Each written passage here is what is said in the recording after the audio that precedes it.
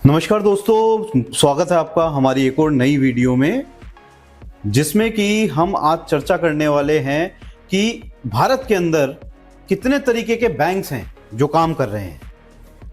तो अनुमानित तौर पे भारत के अंदर तकरीबन 8 तरीके के बैंक हैं जो काम करते हैं।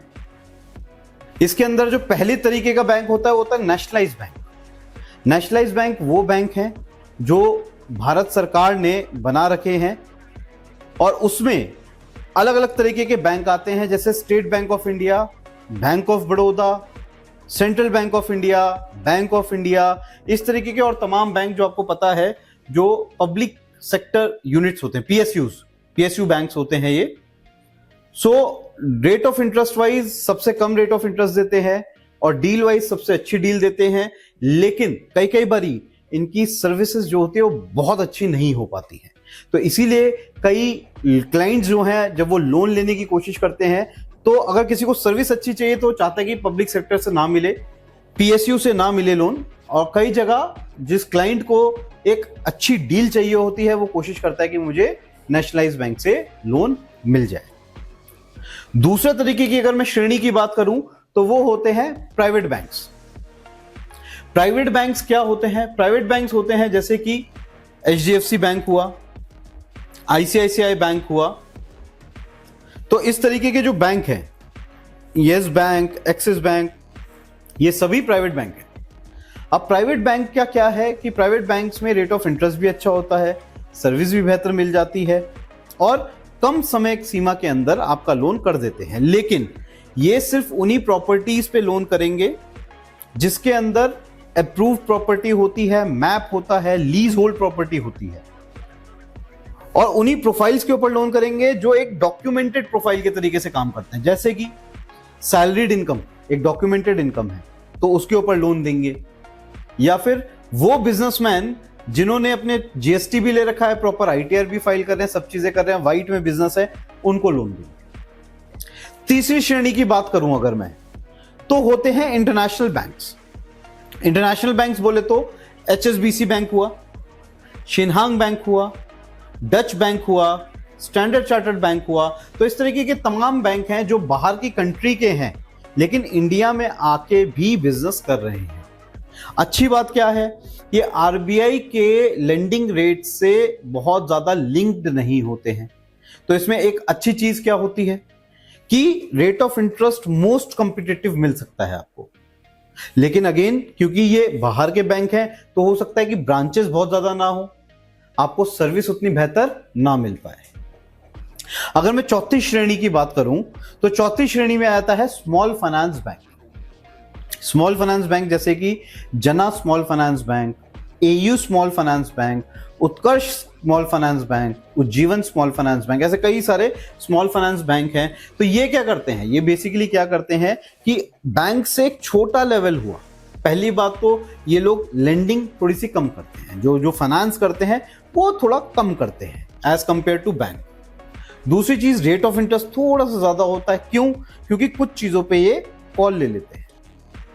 जैसे कि अगर आपकी प्रॉपर्टी फ्री होल्ड है या आपकी प्रॉपर्टी रेगुलाइज्ड एरिया में है, अप्रूव्ड नहीं है, डीडीए से, जीडीए से, एनडीए से अगर अप्रूव्ड नहीं भी है तो भी ये बैंक आपको फाइनेंस कर देंगी।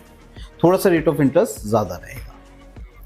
इसके बाद अगर मैं बात करूं और किस तरीके के बैंक हुए, तो एक होता है non banking finance company, NBFC.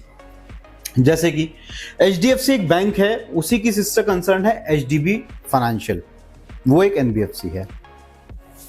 Canara एक बैंक है, कैनफिन एक एनबीएफसी है।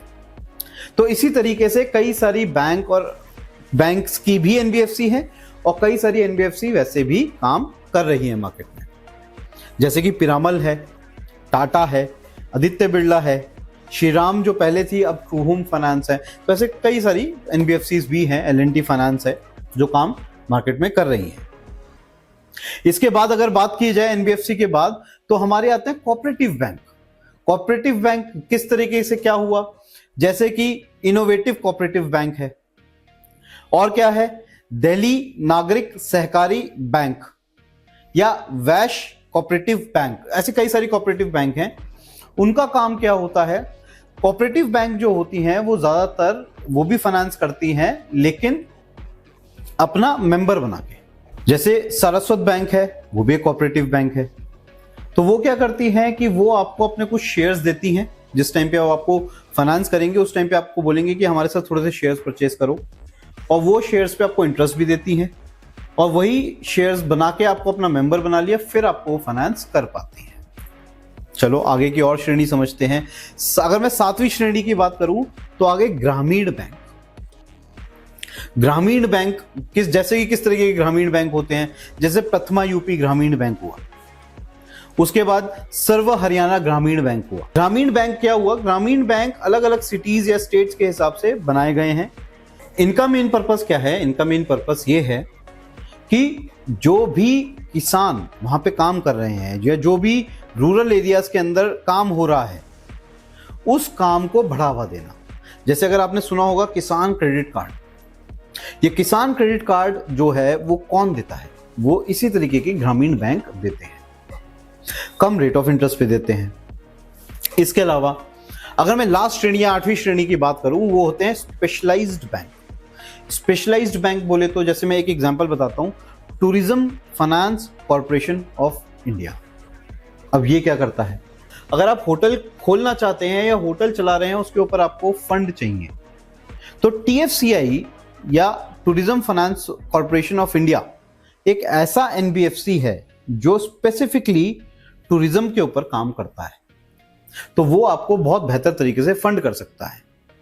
या एक और बात करूं तो India infrastructure finance company. India infrastructure finance company क्या हुआ कि वो अगेन इंफ्रास्ट्रक्चर, कोई पुल बना रहा है, कोई फ्लाईओवर बना रहा है, कोई अलग अलग कंपनीज होती हैं जो इस तरीके के काम करती हैं, तो उनको अगर फाइनेंस चाहिए तो इस तरीके के NBFC आपको बहुत बेहतर तरीके से और अच्छे रेट के इंटरेस्ट के ऊपर और अच्छी कॉल लेके, अच्छी LTV कॉल लेके आपको फंड कर सकती है। क्यों? क्योंकि वो उसकी एक्सपर्टीज है, उसका डोमेन एरिया है।